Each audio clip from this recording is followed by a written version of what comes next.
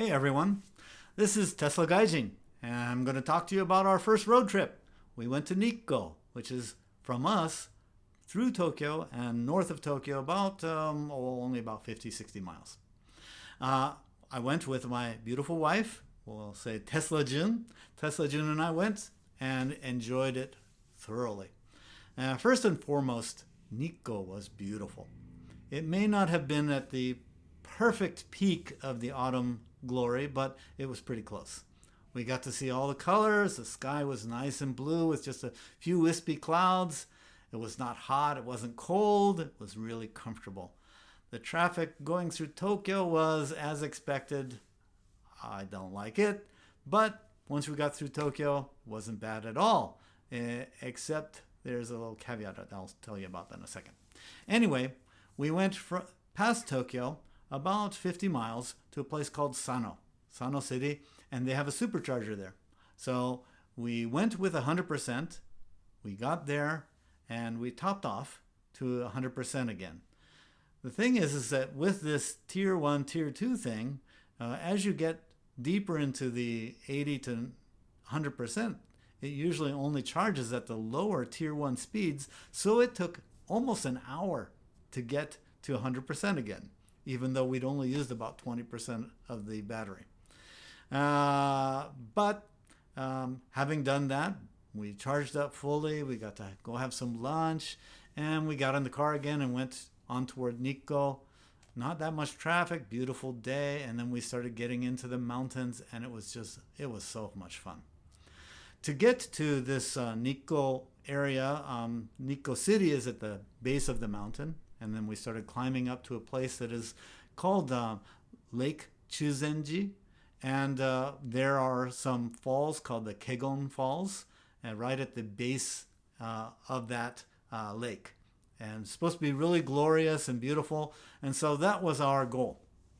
So we going up, and then they have on the way there is a loop road that is total about 35-40 miles. This loop road called the Ito Hazaka, and it's just called the Ito Hazaka winding road, and it's really winding. It's something like San Francisco's famous Lombard Street, except in a really big scale.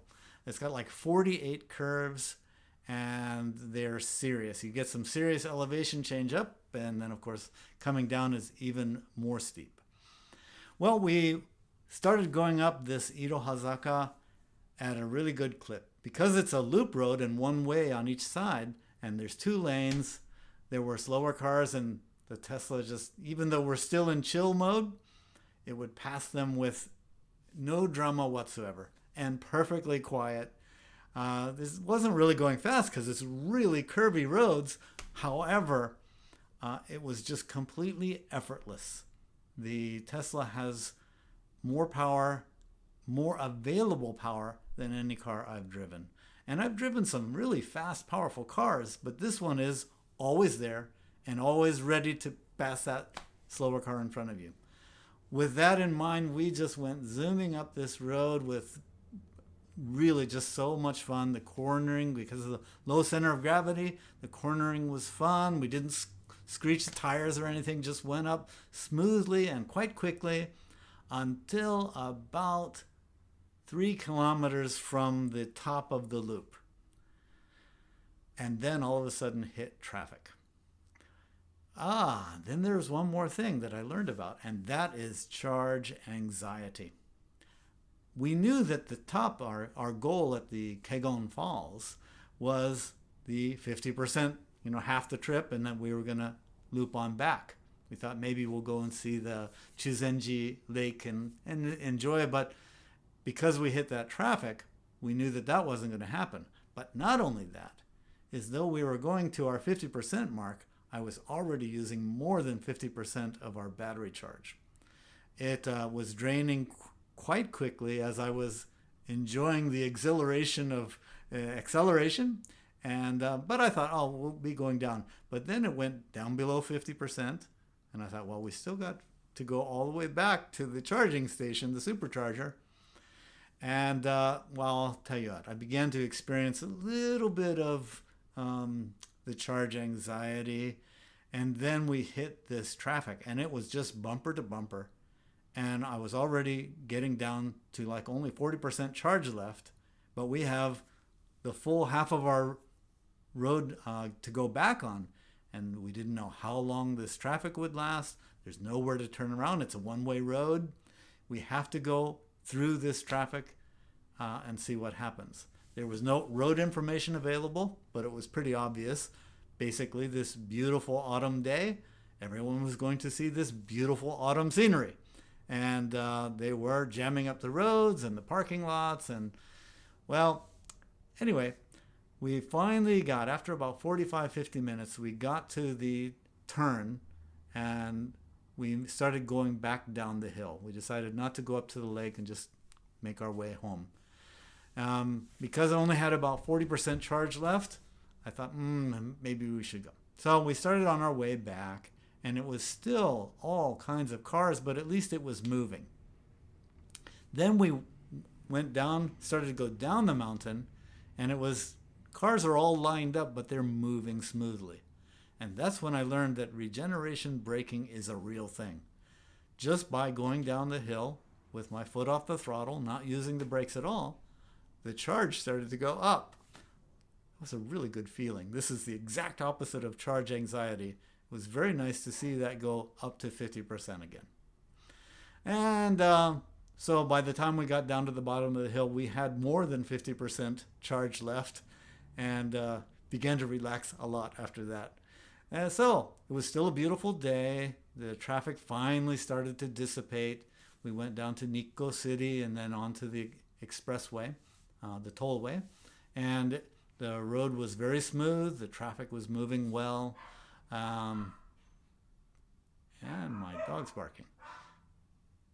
Anyway, you can get it. That's Chianti.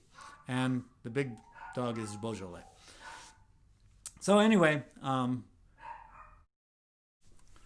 indeed, that was TeslaJun. And the dogs are finally calmed down, so I'll finish this up. Anyway, the ride home was uneventful. It was very nice. The traffic was moving pretty good. I did use the autopilot function, which is not full autonomous, but the autopilot was very nice. I've had cars with cruise control before, and some of them, well, let's face it, most of them were not that great.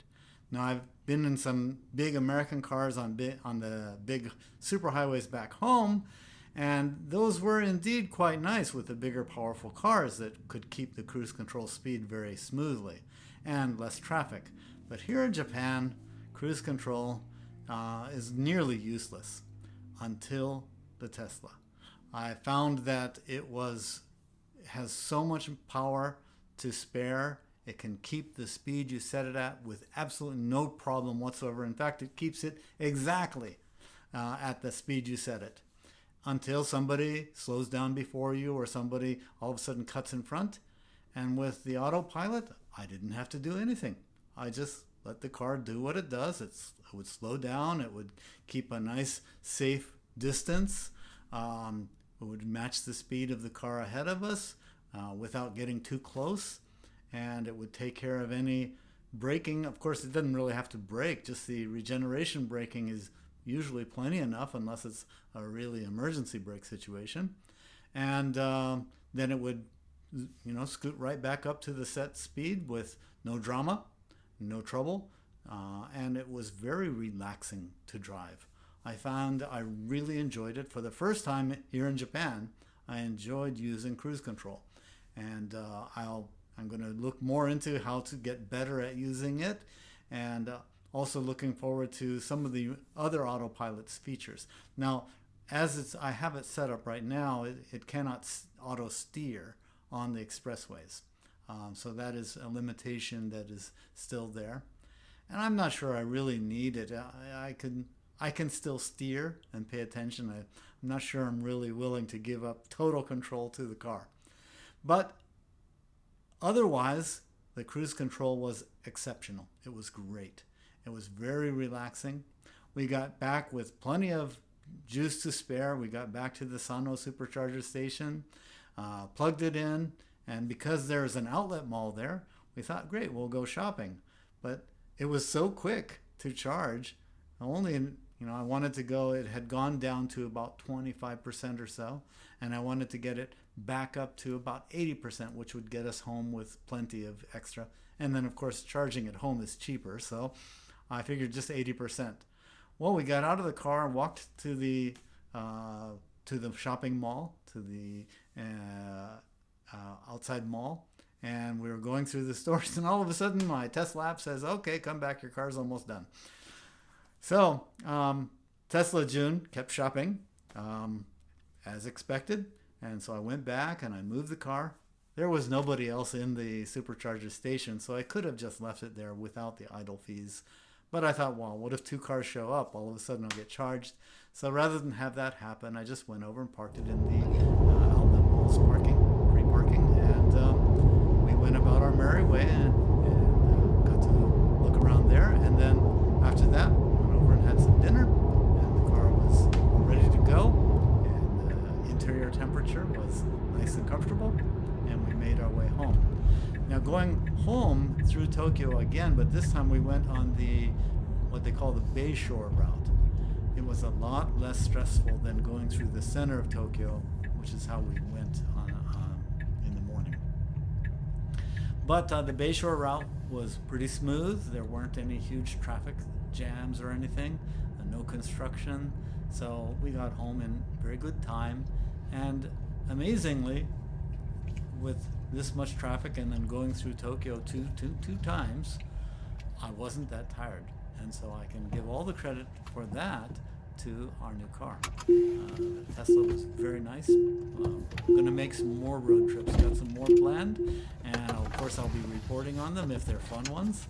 Junko already has a one in mind, and we're already looking to our supercharger stop plan, and we may even try an overnighter to see if there's somebody that has a destination charger system where we can charge up overnight. So we're looking forward to some more experiences with our new car. Anyway, we've really enjoyed it. We enjoyed Nikko, and hope to give you a good report of all the things that went on.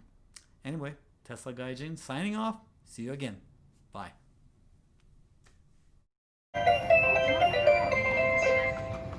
まもなく到着します。お取り忘れにご注意ください。Okay, Junko, get it. Sí, más.